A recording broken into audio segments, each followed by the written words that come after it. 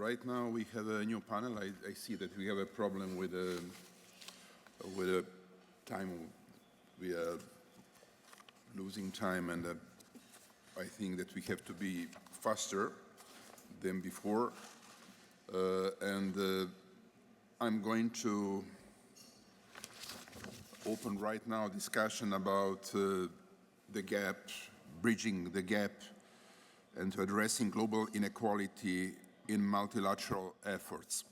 Discussion with Rebecca Greenspan. We are going to delay for the dinner this evening, and I'm inviting all of you to participate in discussion during the dinner. Right now, I am calling my brother Volkan Bozkır to take the floor and to deliver his speech. Please, we have to be very efficient and very short in our presentation right now. Thank you very much. I think in a world that is more interconnected than ever, the disparities between nations, communities, and individuals have alarming levels. And as we gather here, it's imperative that we recognize the urgency of addressing these inequalities through robust multilateral efforts. Let me first point to the understanding of global inequality. Global inequality manifests in various forms: economic, social, and political. And it's evident in the stark contrast between the wealth of developed nations and the struggles of developing countries. According to the World Bank, nearly 700 million people still live in extreme poverty and surviving on less than $2 a day. This is not just statistic, it is a call to action. Inequality is not merely a matter of income.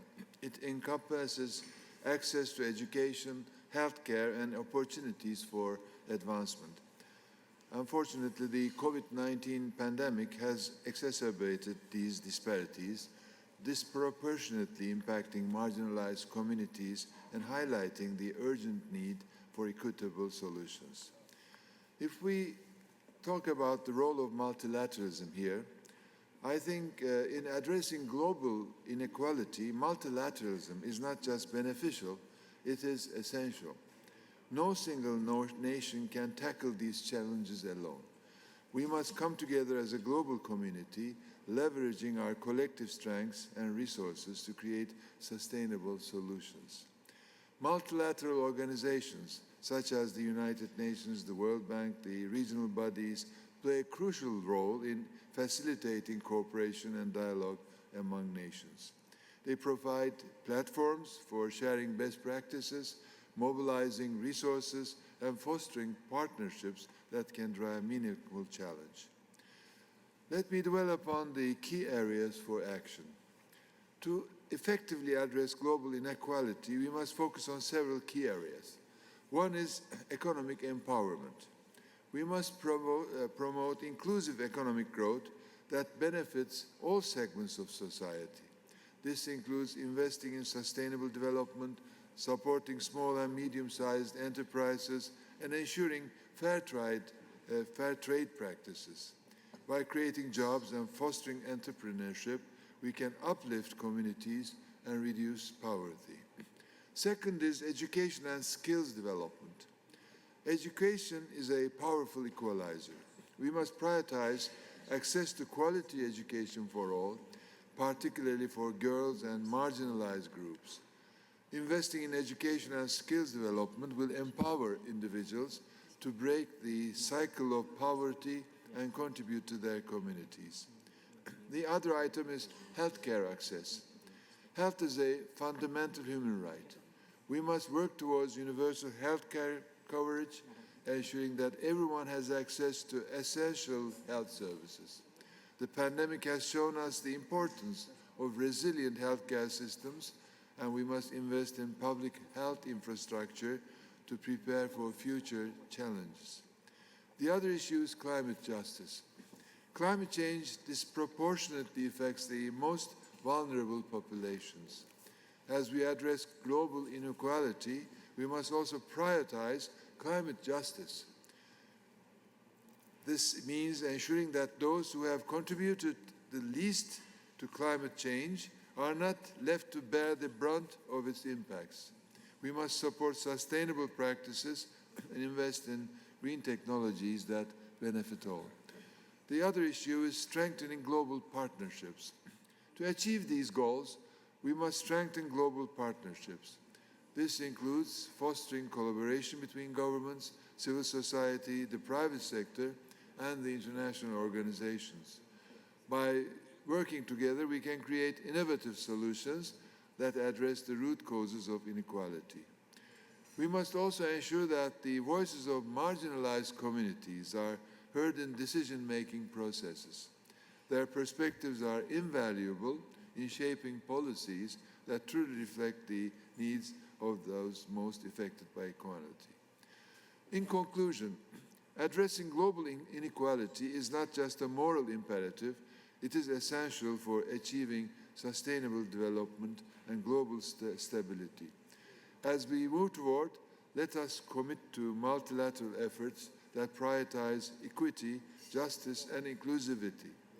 I think together we can create a world where every individual has the opportunity to thrive regardless of their background or circumstances. We must stand united in our resolve to tackle global inequality and build a brighter, more equitable future for all. Thank you. Thank you, Volkan. Thank you for your statement and the issue you addressed to all of us regarding this very, very sensitive issue, the global inequality, which is bringing all of us in a high-risk situation and tensions, and that are triggering sometimes even wars. Right now, I'm asking Stefan Löfven, the former Prime Minister of Sweden, to take the floor. Thank you very much, and good day, everybody. I guess we have enough problems and challenges to feel some despair, but it's our obligation to change the situation, and I think we can find inspiration by Nelson Mandela, who once said that it always seems impossible until it's done. So I think we need to have that in front of us. Some are looking for the silver bullet. What is the thing that we can do? And there is no silver bullet. We have to work on inclusion that has been mentioned by many colleagues here, more inclusion from girls, youth, women to regions, cities, to include more in the multilateral cooperation that will strengthen it. It's about the climate, of course, climate, environment, and biodiversity. All these three need to be there. The financing, and I will go back to the financing, the financial system, new technology, and so on and so on and so on. Now, what we do not talk so much about, unfortunately, is that there is an ongoing process that gives us a kind of a path forward. And I'm talking about the Pact for the Future with its two annexes. One is Global Digital Compact and the other is Declaration of Future Generations. I think we should be in a phase now talking more about how to implement, how to follow up something that we already decided on. The General Assembly did that last year. And with its flaws, with its weaknesses, it's still there to implement and to follow up. And one good example of that was the Financial Summit in Seville this year, a way of keeping this moving.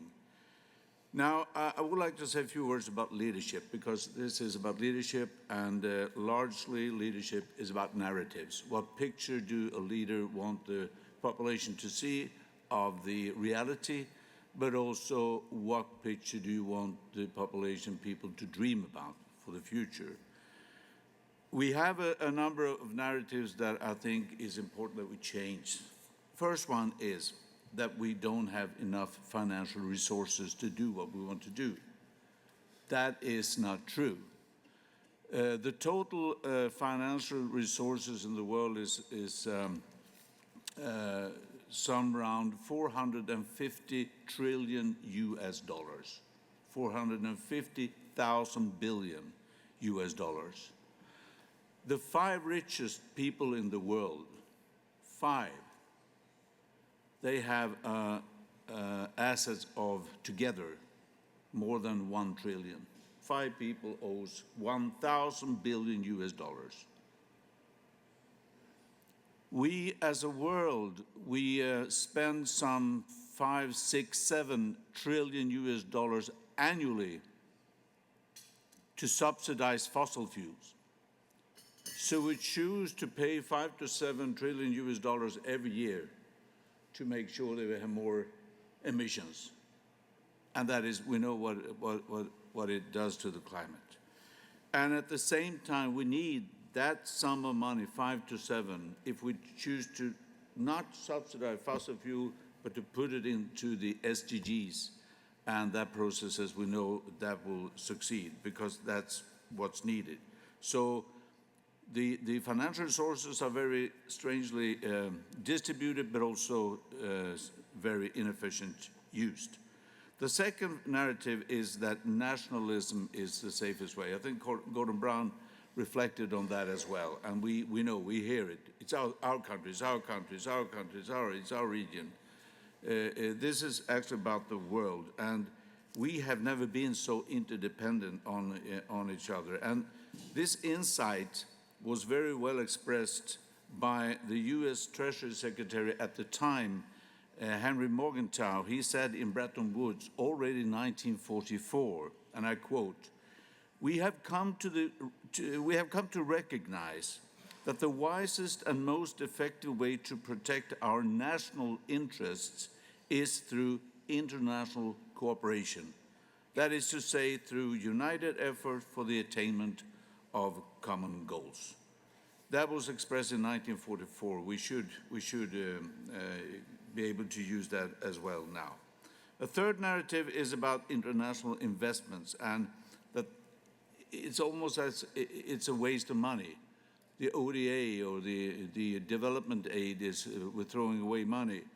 And the truth is that investing also in the poorer part of the world is not only morally right.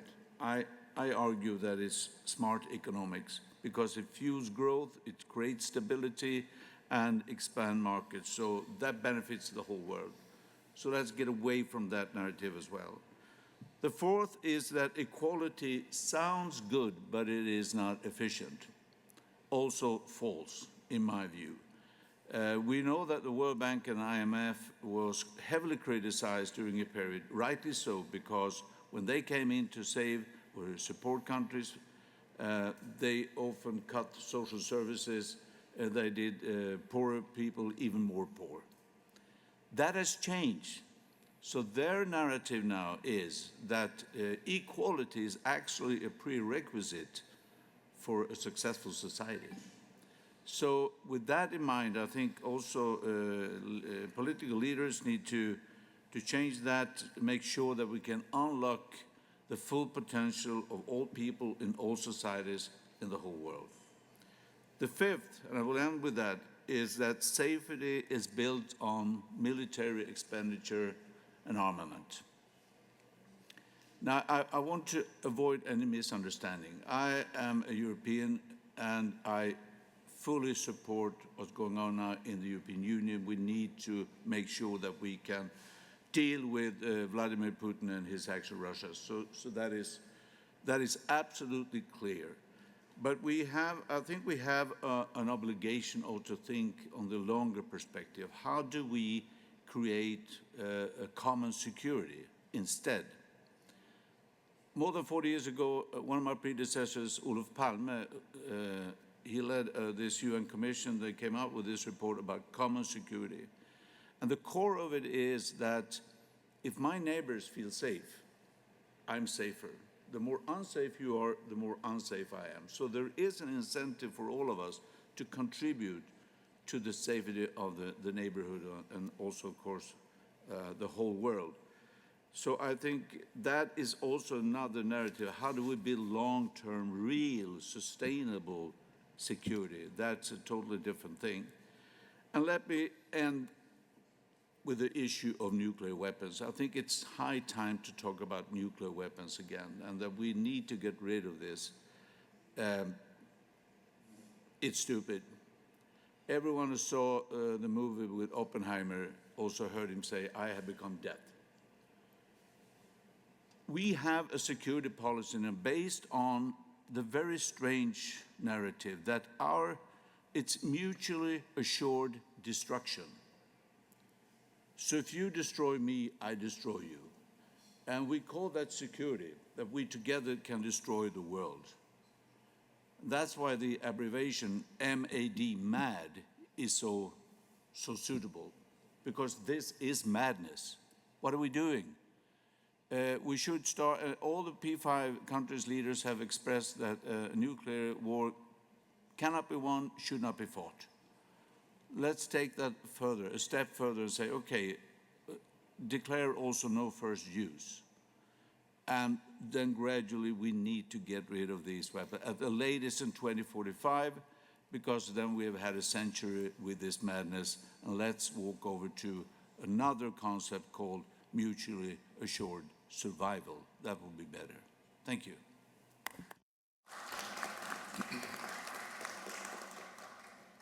Thank you, Stefan, for reminding ourselves about the figures that are disaster. I mean, how many people are controlling global wealth, and specifically the quality of the global wealth.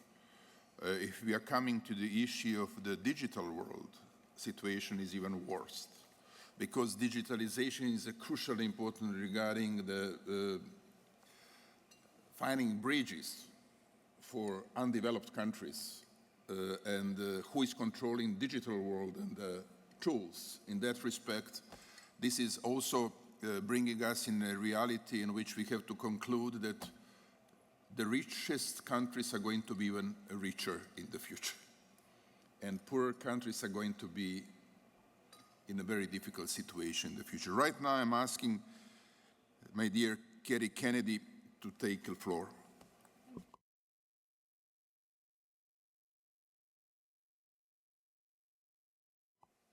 Thank you very much.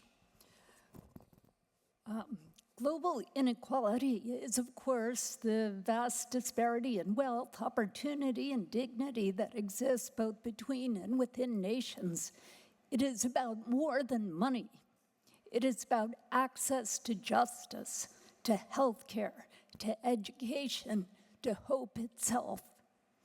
And in human rights terms, inequality erodes the very universality of rights we have all pledged to defend. Allow me to ground this in a few realities. Today, the wealthiest 1% owns nearly half of global wealth. The poorest half of humanity shares just 2% of our wealth. A child born in Sierra Leone can expect to live 25 years fewer than a child born in Norway. And the pandemic has reversed years of progress, pushing more than 70 million people back into extreme poverty. These are not just numbers, they are people's lives. They are reminders of the work unfinished. Yes, over decades we have tried, through aid and development finance and social protections and trade. These efforts have mattered.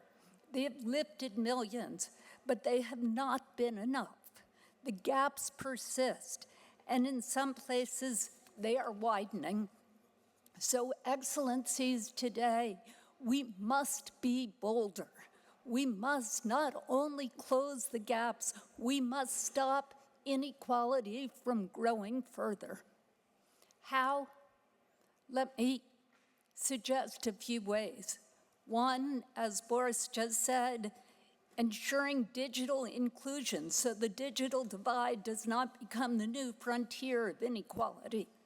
Two, by guaranteeing universal basic services, healthcare, education, and clean energy, not as privileges, but as rights. Make them justiciable. Three, by pursuing climate justice, so the green transition creates jobs and resilience rather than inclusion.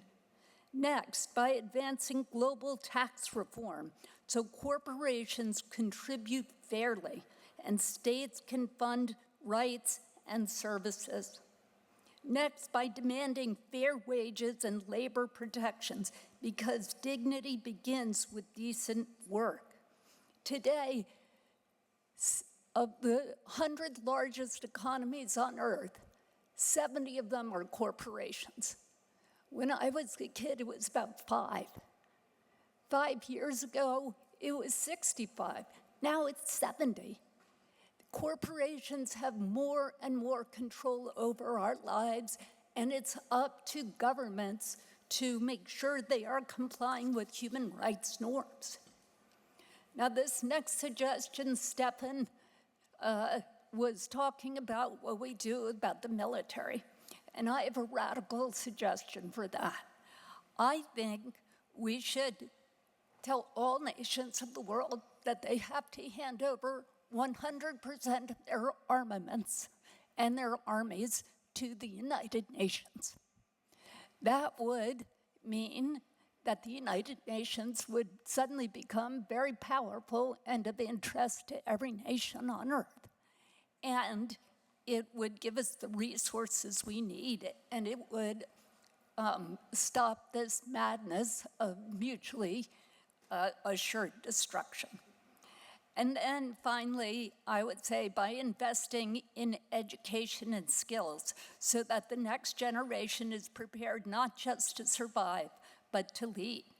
These are not abstract policies. They are pathways to a more just and peaceful world.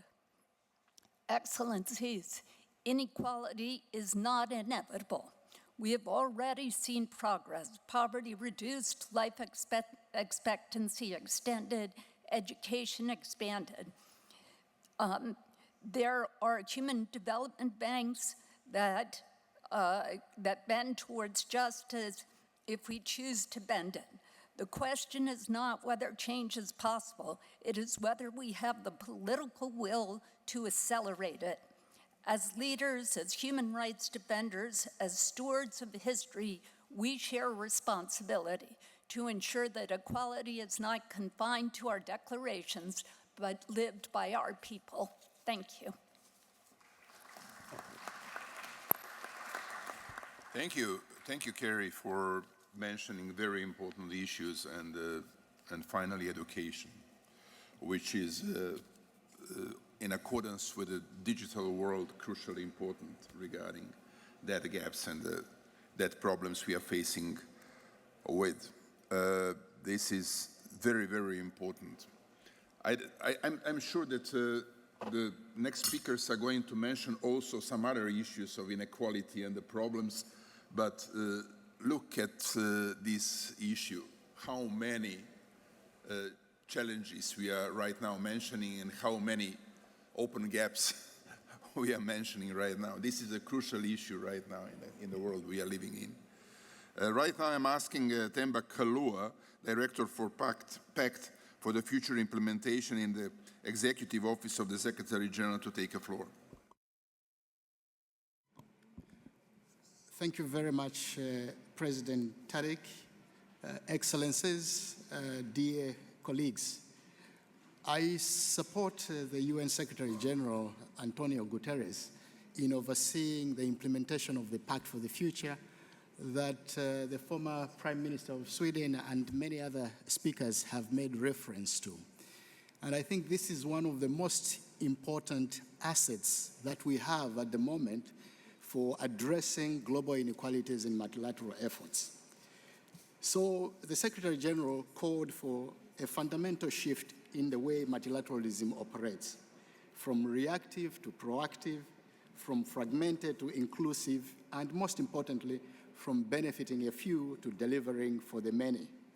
Member states responded to this call with the Pact for the Future and its annexes, the Global Digital Compact and the Declaration on Future Generations. Adopted last year at the Summit of the Future, the Pact is a bold, consensus-based agreement to reinvigorate multilateralism with the UN at its center, to accelerate SDGs, and to address both current and emerging global challenges. But at its core, it seeks to build a future that is more just, peaceful, sustainable, rooted in solidarity, equity, and intergenerational justice. The Pact lays out 56 concrete actions across 5 chapters: sustainable development and financing for development, international peace and security, science, technology, innovation and digital cooperation, youth and future generations, and global governance reform. But perhaps the Pact's most urgent call is to tackle inequality in all its forms: income, wealth, access to resources, representation, and agency to shape the future.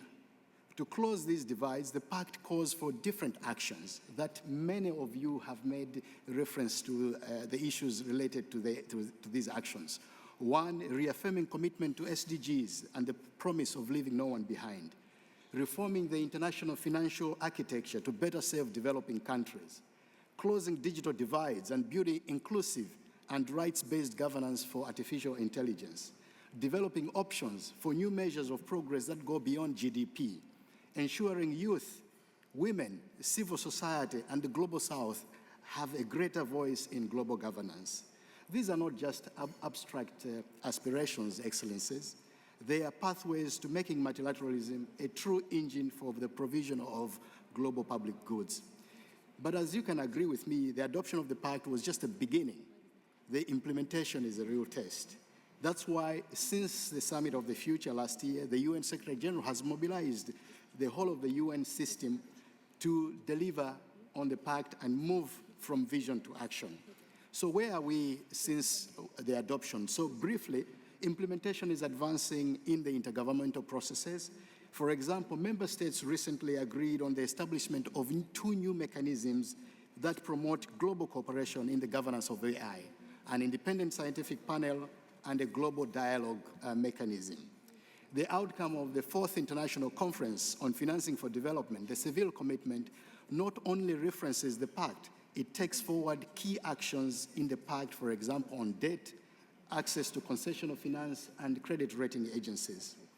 This high-level week itself demonstrates Pact in action, from Global Digital Cooperation Day that took place on Monday, to Security Council debates on artificial intelligence, to the first biennial summit with heads of international financial institutions that is taking place today. All these events directly derive from the Pact for the Future and its annexes. Pact implementation is also advancing at the country level, and across all regions, our resident coordinators are working with governments to anchor Pact implementation in national strategies and SDG acceleration plans. Just 2 weeks ago, the Secretary General released a study on the impact of the increased military spending on SDGs, highlighting the urgent need to invest more in people and not on weapons if we are to achieve peace. But Pact will not succeed without whole of the society leadership, and all of us here have a role to play, from governments ensuring that there's leadership to implement the actions at the country level, to CSOs, civil society organizations that must continue to drive ambition and accountability. And so let me end with this. Inequality is not have created. With the result of the choices, policies, and systems that we have created. With the Pact for the Future, we have a chance systems that we have created. With the Pact for the Future, we have a chance to chart a new course, one of solidarity, equity, and shared humanity. Now we must summon the political will, forge the right partnerships, and sustain the persistence to make it real. Let us rise to the challenge together with action, inclusion, and resolve. In closing, I am reminded of a famous African proverb which states, if you want to go far, if you want to go fast, go alone. If you want to go far, go together. I am hoping that with the Pact for the Future, we can prove that together we can go both fast and far in bridging inequalities and building trust in multilateralism. Thank you very much, Mr. President. Thank you. Thank you very much, Mr. Kaloa.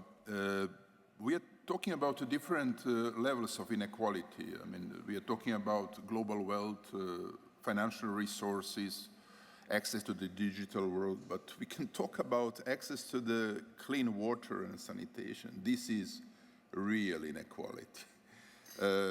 Just to mention a few figures, more than 3.5 clean sanitations, 2 billion people, and more than 2 billion people, and more than 2 billion people, they don't have access to the clean drinking water. I mean, for them, that kind of inequality in which some people are not very happy with the daily living standard, where they have only a few $100 per month, for them, this is the paradise. They don't have access to the clean water and clean sanitations. We are living in that world. This is our reality, and this is going to be even worse if we are not going to manage this situation in a proper way. Right now, I have to manage this panel, and our organizer is asking me to make a break just before Ivo Josipovic has to deliver his statement. And I'm asking Jean to take over floor and to run panel a little bit with our new guests. So in the spirit of flexibility and a sports analogy of we're calling an audible, we want to take advantage of having a very honored guest here to speak, and she has a time constraint that's very urgent. Anna Claudia Rosbach, who is the executive director of UN Habitat, is here. This is your luncheon discussion. You are going to get fed later, but this is the luncheon discussion. Mukhtar Babiev also had a conflict. He mentioned this morning that there are two important meetings that will occur in Azerbaijan next year, the World Urban Forum and the World Environment Day. So we're very honored to have Anna Claudia here to talk more about the World Urban Forum. And I'm just going to kick this off. We're going to do 3 questions, 10 minutes, conversation. What outcomes are you hoping to achieve at WUF 13? It's kind of WUF 13, World Urban Forum. And what does success look like for you? Thank you, Jean, and thank you. I appreciate your flexibility. Good afternoon to all of you. I am the executive director of UN Habitat. If you're not familiar with UN Habitat, the organization was created 50 years ago to deal with the challenges of urbanization, to deal with the shelter crisis. The main commitment that we follow is a global commitment by member states back into so that you can understand, the relevance of the World Urban Forum, or so that you can understand, the relevance of the World Urban Forum, or the WUF, next year. So next year, we're going to celebrate 10 years of the new urban agenda. So we have at UN Habitat, Jean, a very important task. We have to look back and see what happened to cities in the last 10 years. But also, we have to look to the next 10 years. The new urban agenda goes until 2036. And we're going to do that here in New York at a high-level event under the General Assembly. So that's my task for next year. And then what's happening with cities now? You mentioned, Michael, the sanitation, access sanitation, water, etc. But we looking at a critical aspect in people, the housing. So we are living now a global housing crisis. So we spoke about 2 billion without access to water. This is part of a global housing crisis, right? So we have in the global north historic affordability gaps. So we have our children, our kids cannot afford to buy or rent houses, aging population, elderly, they cannot afford to stay where they are, right? But we also have homelessness, which is a common feature, 300 million, more or less, climate events, right? Climate events, conflicts, etc., right?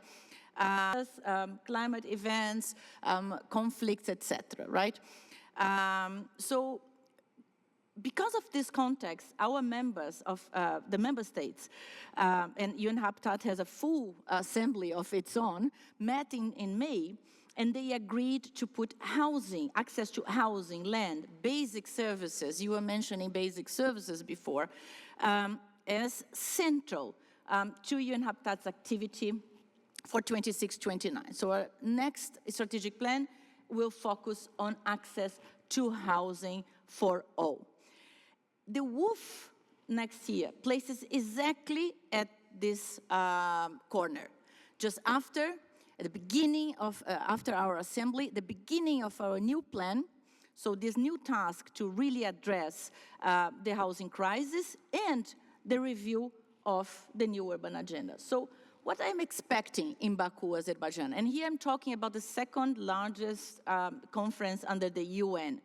Last year in Cairo, Egypt, we had 25,000 people participating. So this conference was created by the General Assembly, approved by the General Assembly 20 years ago to be the stakeholders engagement mechanism, but also to support work of UN Habitat, to support our implementation on the ground, but also to support work of UN Habitat, to support our implementation on the ground, but also to support the work of our governance. So therefore, this event next year will be strategic. We expect to have local governments. We expect to have civil society. We expect to have academia, parliamentarians. We expect to have, you know, a very strong critical mass that can help us, to look back at the last 10 years of the new urban agenda, to come here in New York and bring these inputs, to look to the future of the new urban agenda and discuss what are the cities that we expect and help us, UN Habitat, bringing practices, examples, expertise, know-how, discussing how we can address the global housing crisis. So for me, the main outcome will be to really form a global coalition. This morning, we had a very critical event at headquarters. President Ruto from Kenya assembled heads of states and launched a call to action for housing. So we expect that at WOOF 13, we can move on with this political agenda, but also gather the technical expertise that we need. I love your comments so much, and those of us who travel around the world and get to all the continents, homelessness, poverty, migration, all of that. You speak to that when you talk about housing. It increases vulnerability when people don't have housing. Let me pivot quickly to climate. When I started looking at UN Habitat and thinking about this, getting ready to talk to you today, there seems to be a very significant and complex interplay between urbanization and protection of the environment. According to the IPCC, in 2020, urban areas collectively contributed 3/4 of carbon emissions. Yes. Huge. Moreover, urban areas could more than triple between 2015 and 2050. And the building of new cities will require vast amounts of raw materials, which we also know contributes to emissions. Can sustainable urbanization exist with environmental protection? Can they be mutually reinforcing? The expansion of cities and environmental protection? Well, I think it should. We need that because I mentioned the crisis. So this reflects a major action that they have businesses, right? Women don't have the basic protection that they have businesses, right? Women don't have the basic protection that they have. Kids will not stay at school or healthy. So there's a lot that's connected to housing, and we all understand because at the end of this day, we want to go to a house and have a safe place to go. But in terms of environment, I could talk about air pollution and so on, but I would like to mention two factors of intersection, urbanization and climate. One is land, and the other one is emissions. So the new urban agenda that I mentioned before recognizes the principles, the social and the ecological, the social and ecological principles of the land. So we understand very well the economic value of the land, but I think what we have to learn as a planet is to recognize that the land, the property, the city also fulfills a social function, also fulfills an ecological function, and incorporate that in city plans, incorporate that in national policies, in housing investments, etc. So in terms of land, what's going on with the cities right now? We are growing much more in territory than in population, at least twice. So what does it mean? It means that we are experiencing unnecessary urban sprawl. This is affecting biodiversity. This is the source in critical resources, and we spoke about water. Why do we have droughts in cities like Johannesburg? We spoke about water. Why do we have droughts in cities like Johannesburg, in cities like Bogota, São Paulo, Santiago. Why? Because the metropolitan sprawl overwhelmed the natural surroundings of our cities. So the New Urban Agenda speaks about compact cities, and we are here in New York in a compact, dense city, right? This is what the New Urban Agenda is about. Having said that, it's critical that we look at different ways to live. Perhaps the future generations are not going to live the way my grandparents live or the past generations. So look at incremental housing, look at vacant, underutilized spaces in cities, looking at densification in a balanced way that doesn't affect the cultural context, it doesn't affect the social limitations, the environment, the urban landscape, and so on and so forth. So looking at land is critical. And also urban sprawl will generate emissions. And it's more expensive to cities. It's more expensive to maintain this infrastructure, generate social fragmentation. So land and emissions are two factors that we have to look at when we look at urbanization. The construction of unnecessary needs. We can infrastructure, right? So we have to be very strategic in addressing the needs. We cannot afford to have another, so we have to be very strategic in addressing the needs. We cannot afford to have another pandemic with kids, with people living in slums, in places where they cannot wash their hands, right? So we have to address that. So we have to prioritize the infrastructure needed. Just, you've raised a lot of really important issues. I would add affordability to any discussion on housing, because that's clear. I would also add that your sprawl issue is really relevant because of the concrete and what it's doing to heat and humidity in urban environments, which is very deadly to folks going forward. And I would just add two other things. Jobs outside of urban areas, you have a market in your pocket with your phone. And as we think about how people engage with the market, they don't necessarily have to be in an urban area. And then there's, because I play in the construction area, a lot of new building technology is coming into play. Finally, I know we have about 2 minutes. Can you talk about COP30 and what you expect to happen in COP30 and how we can help leverage that for you? Sure. COP will be very strategic for us. In fact, UN Habitat has co-hosted in Baku last year, but also in the previous years in Dubai, in Egypt. We have co-hosted conversations about the intersection of urbanization and climate change. But one specific activity that's going to take place in Belém is a ministerial roundtable. So what we have been doing in the past COPs is to bring local voices, the local action, to discuss and interact with national governments. So ministries of environment, ministries of housing, urban development, talking to governors, talking to mayors, because everything I was talking about, land, sprawl, where does it happen? At the local level, right? So the local action is critical. So this is one angle, one perspective that we are going to bring to COP. This COP will be, preceded by cities meeting in Rio de Janeiro. But at COP in Belém itself, we are going to have the roundtable with ministers and local and regional governments together. We have been also working with member states and supporting the incorporation of the urban perspective into the NDCs. We launched a guide for that. So we hope at COP in the authors to finalize. We have been also working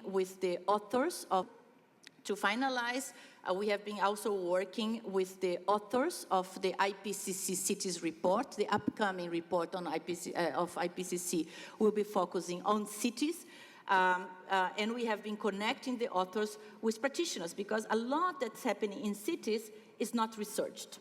And we don't have evidence, we don't have data, and so on. So we are making a huge effort to connect these authors to practitioners. We did that in Nairobi, where we organized a 3-day meeting, and we are following up this conversation in Belém.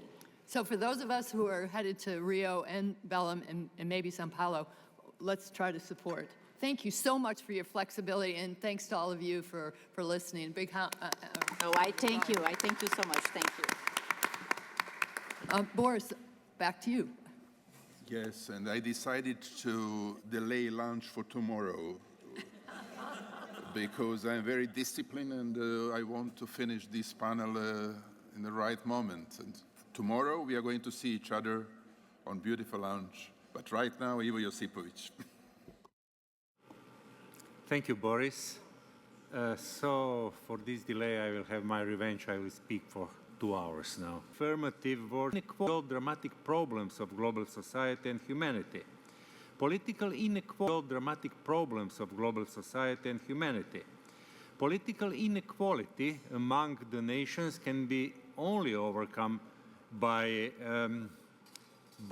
democracy, by multilateralism.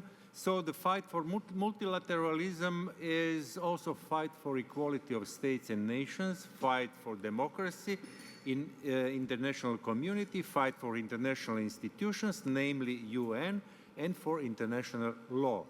Unfortunately, for me, this meeting is more to be commemorative gathering, even vague for multilateralism, because for me it's obvious that multilateralism is almost dead.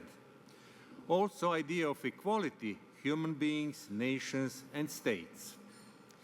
The only topic that gave some hope is to concentrate whether we are capable to resurrect multilateralism. I'm pessimist, and I don't think that my generation is going to witness resurrection of multilateralism and idea of equality. Why? Firstly, do we see any politician, powerful one, and wise enough that its capable multilateralism is caused, among other reasons, by the defeat of Western democracy that was one of the important milestones of multilateralism. Who defeated Western democracy? It is defeated by nationalism, populism, greed, and hunger for power of our societies and political leaders. Any double standards as well for ourselves and the others take important role in this process. Free elections are not enough for democracy. That is only one component of it. Equally, principles and values are making societies democratic. Hitler was also elected on free elections. Today, many freely elected leaders do not have principles and values needed for democracy and multilateralism and its face in international relations. Also, they don't feel any sympathy for idea of equality. How anyone that pretends to be Democrat can run or support terrorist groups like Hamas? How can anyone that pretends to be Democrat can lead or support ongoing inhuman massacre in Gaza? How can anyone that pretends to be Democrat support aggression on Ukraine, or to support or turn eyes from severe, serious wars and conflicts all around the globe, especially in Africa, having resistance to huge suffering of people? How can anyone pretending to be Democrat suppress human rights, minority rights, torture, imprison political opponents, of deprived people of food, water, health, or education? Where is the idea of equality in the contemporary world? How anyone pretending to be Democrat can have double standards for different states and politicians? How from one side support prosecution of political responsible for war crimes, and in the same time to improve sanctions against judges and prosecutors of international courts? Dance is nice and complicated discipline. You can dance alone or have one or more partners. Politics is like dance. For good politicians, alike as good dance, you need good partners. For politics of multilateralism and equality, we need many multilateralism and politics of equality. Some of them preach about multilateralism and politics of equality. Some of them preach about them, but not practice them. If anyone had illusion that multilateralism and equality is still alive after last speech of President Trump in the UN, should get rid of that illusion. So why we are here? Can we do anything to resurrect multilateralism and the idea of equality? Most of us do not have any power needed to reverse global tendencies, including acting presidents and prime ministers and heads of international organizations. Croatian poet wrote a beautiful poem on waterfall and drops in it. He described beautiful waterfall colored by sunshine. And also he recognized small drops, our small drops contributing to beauty of the waterfall. So let's continue to claim for multilateralism, democracy and human rights, to push powerful people and states to understand that without multilateralism and the idea of equality, we can easily run to Third World War in high speed. And let's to believe that we can be decisive drop in future resurrection of beautiful waterfall of world and the double standards that are surrounding us, world and the double standards that are surrounding us. This is, from my point of view, very important. Last year, I was running the panel about global warming, and I was appealing on organizers to make this room warmer. I don't know about you, but I'm frozen once again, and I'm again appealing on organizers to make this room warmer, because we cannot waste energy, and that can be really unhealthy for all of us. Right now, I'm calling Amir Dozal to take a floor, President and CEO of the Global Partnership Forum.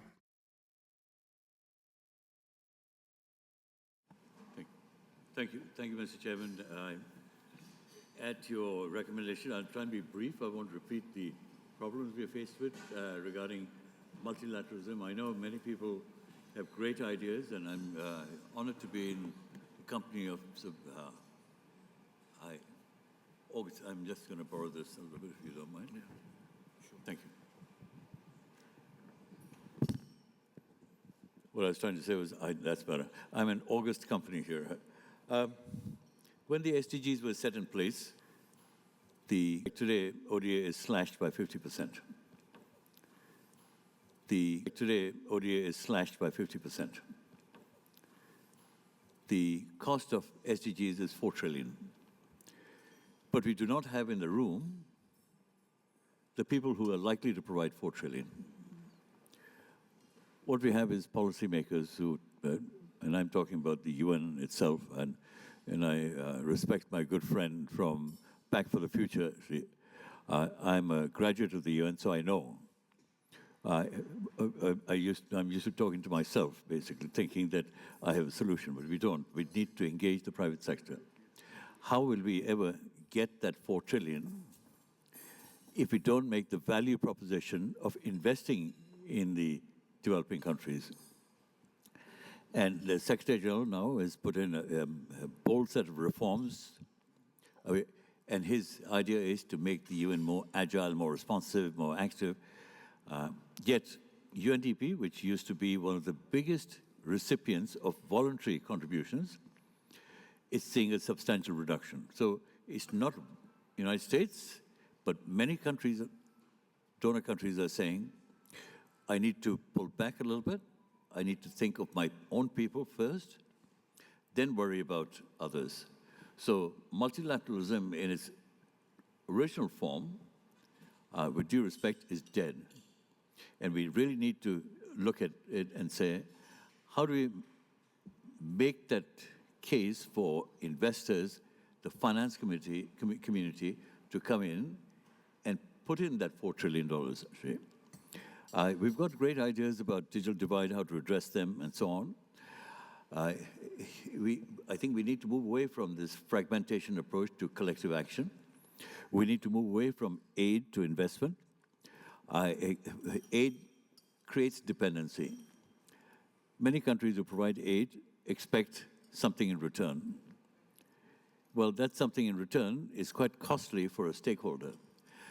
Whilst if you invest in a country, you can get an economic rate of return and a social rate of return. And one of the opportunities that exists is multi-stakeholder partnerships. The UN was formed with the idea of countries coming together to create peace and harmony. That was a partnership in itself. We need better governance, we need a better voice, but actually technology can be an equalizer. 2.4 billion people still remain AI. And most of the AI, and most of the AI resides on AI. And most of the AI resides in the developed world. Poorer countries can't afford, they don't have the energy, don't have the electricity power, and so on. So the access to information continues to be limited. So we need to get them to open the markets so that people can invest. So my simple call to action is we should recommit to the SDG as a unifying framework, and we should look at innovative financing mechanisms, blended finance, for example, and there are multi-stakeholder partnerships that have been successful. The Global Fund is a successful partnership, Gavi is a successful partnership, and so on. And on top of that, measure what we deliver, because once you're able to measure, then your investment, you can see if it's making progress or not. Thank you, Mr. Chairman.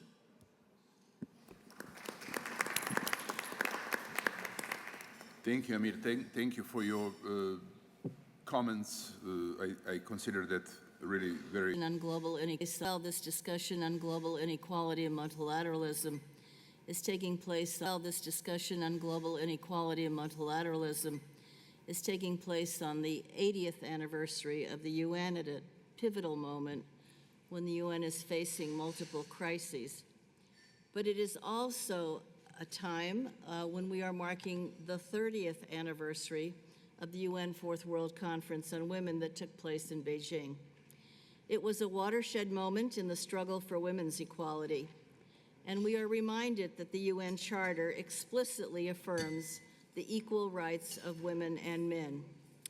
It was in Beijing where the representatives of 189 nations adopted a platform for action to advance women's equality in education, health, political representation, economic participation, freedom from discrimination and violence, and active engagement on the environment and in peace and security. Although there has been progress, the goals have not been fully realized. Moreover, we are witnessing an unprecedented pushback on women's rights by authoritarian leaders, some of whom would like to remake the UN in this time of crisis. Data shows that the equality gap has closed some in education and health, for example, but lags even more in formal labor participation in every part of the world, taking a heavy toll on women's well-being. In every part of the world, taking a heavy toll on women's well-being and shortchanging not only them, but their societies. At this rate, according to the World Economic Forum, parity is more than 100 years away from being achieved. Clearly, we must accelerate progress. But this is also the 25th anniversary of the Security Council's adoption of the Resolution on Women, Peace, and Security that has since been enhanced by 9 additional resolutions. It constituted the formal recognition by the Security Council that peace is inextricably linked to the inclusion of women and that their voices, experiences, and leaderships are important to global security and peace. However, women continue to be left out of the critical decision-making. Underrepresentation and conflict resolution processes persist despite the evidence that shows that women's participation leads to more durable, sustainable peace agreements, and UN peace envoys need to better incorporate the Security Council Women, Peace, and Security framework in their work in conflict-affected states.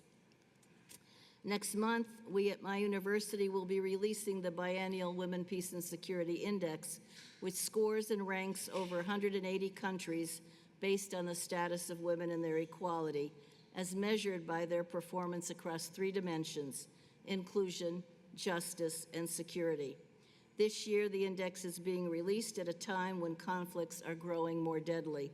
Close to 700 million women live within reach of deadly conflict, the highest recorded in many, many decades. Over the last 5 years, the number of global conflicts has nearly doubled. The study shows a correlation between the well-being and equality of women and the well-being of nations. Those where the status of women is low and more likely to be mired are more likely to be mired in conflict, fragility, and instability. And in this UN Climate Week, we have been rightly focused on the existential threat of our time, as scientists worldwide are warning that we are on the brink of an irreversible climate disaster if we continue business as usual. Climate change affects everyone, but not equally, and women and girls are disproportionately affected by the impacts of climate change and its burdens. As our dear friend President Tarja Halonen said, more than a decade and a half of women, but they are ensure that their full actors in combating it, and implementation to ensure that their full participation in negotiations and implementation,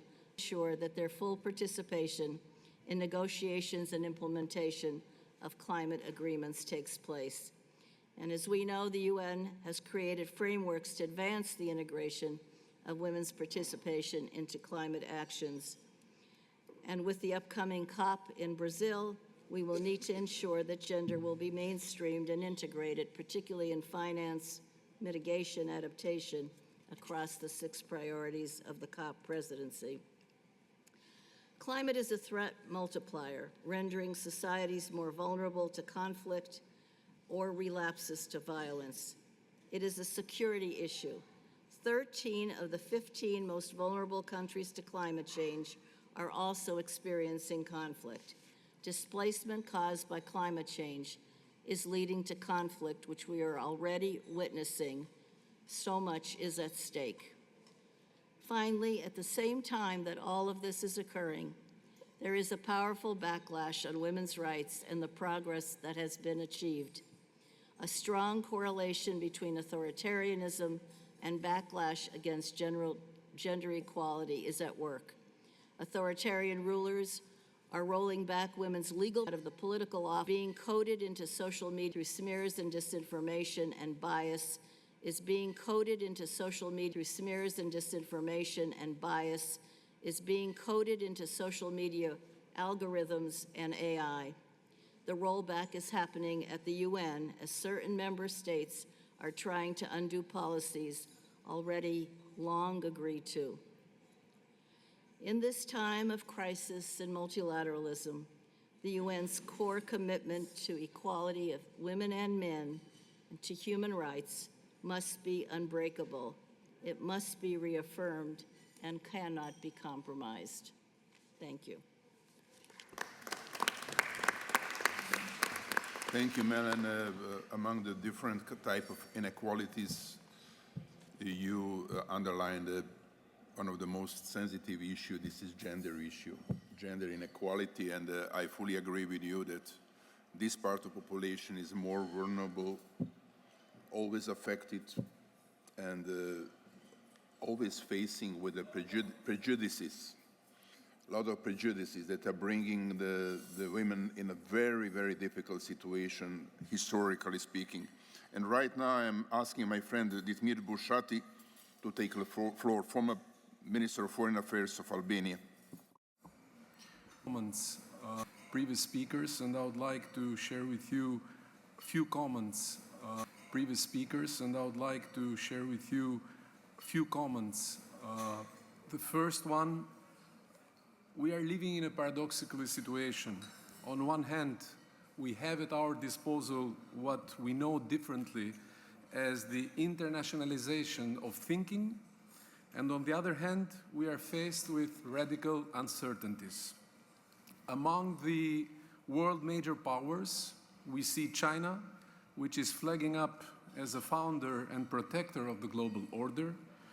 We're being introduced with Global Governance Initiative, following Global Development Initiative, Global Security Initiative, and Global Civilization Initiative.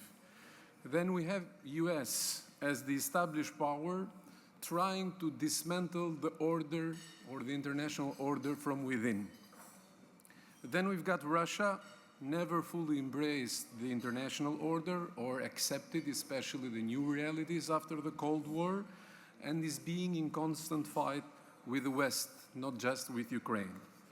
And then we have the G4 countries, Japan, Germany, Brazil, India, and also African Union countries that are fighting for more space and more representations in multilateral fora. So my first comment is this: without addressing this gap and this inequality, it's going to be very difficult to address the other ones. The second one is in relation to the international financial architecture that was being mentioned by President Michel.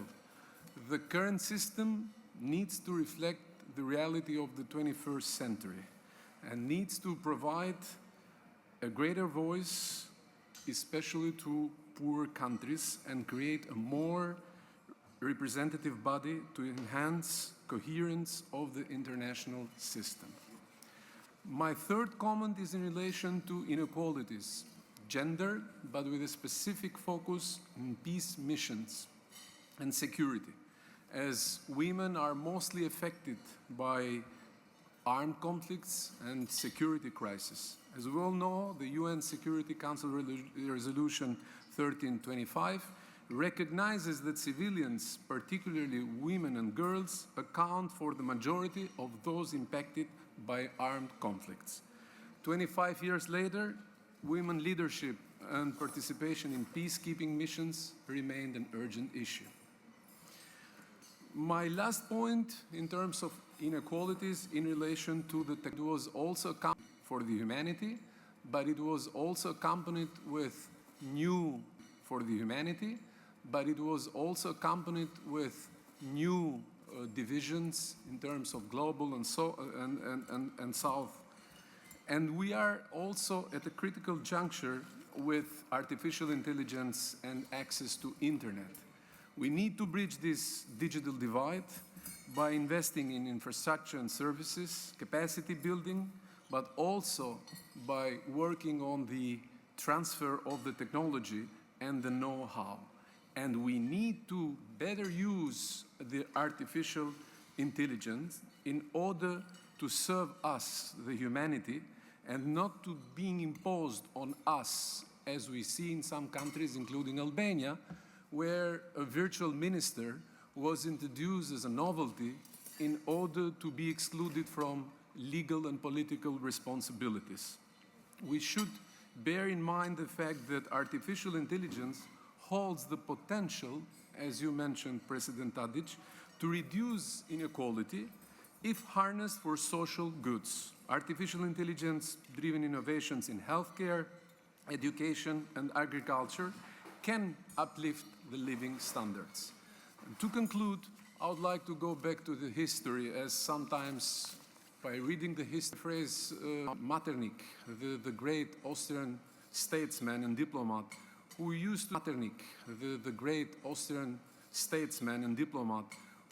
to say that international orders emerge out of a great crisis. Whether we are going toward the new international order, I don't know. I remain doubtful. Thank you. Thank you. Thank you, Minister Bushati. I also don't know whether we are going towards international orders, and that is really a dilemma regarding the world in which we are living today. But we mentioned different types of inequalities, very, very different types of inequalities, and we are facing today with some processes and phenomena that are characterizing the current world. Look what's going on in Nepal right now. In Nepal, we have demonstrations of the young people because of children and young people that are kids of the political structure of Nepal are living in a totally different conditions than ordinary kids in Nepal. And we are facing with the process of Nepalization of the world. That happened before in coming from and my country. I'm coming from my country. I'm coming from Serbia. We have almost 1 year demonstrations of young people on the street. This is very interesting type of inequality. This is unequal access to the justice. They are asking to be equally treated in terms of justice. That started with a horrible accident on the railway station where 16 young people lost their lives. And young people started to demonstrate because of asking justice. And right now, it's almost 1 year, they are demonstrating on the streets in Serbia, and they are under torture from time to time. And not many people in the European Union are appealing on the current government in my country to treat that people in a fair way. And I have to mention this. I have to mention this because we are expecting always to be equally treated. And one of the most important inequality is inequality in terms of justice that can create very dangerous frustration, more conflicts, casualties, and always we are facing, when we are talking about inequality, about potential conflicts that are triggered by inequality. I hope that we are going to talk more about different types of inequality in the future, but we have to be also able to find an efficient instrument and the tools with which we are solving such problems and such issues. This is about United Nations, but this is also about think tanks like Nizami Ganjavi Center, where we are discussing these issues in a very specific way. Thank you for participating in this panel, and right now I think that Jean has to take over once again. Crucial role. Jean?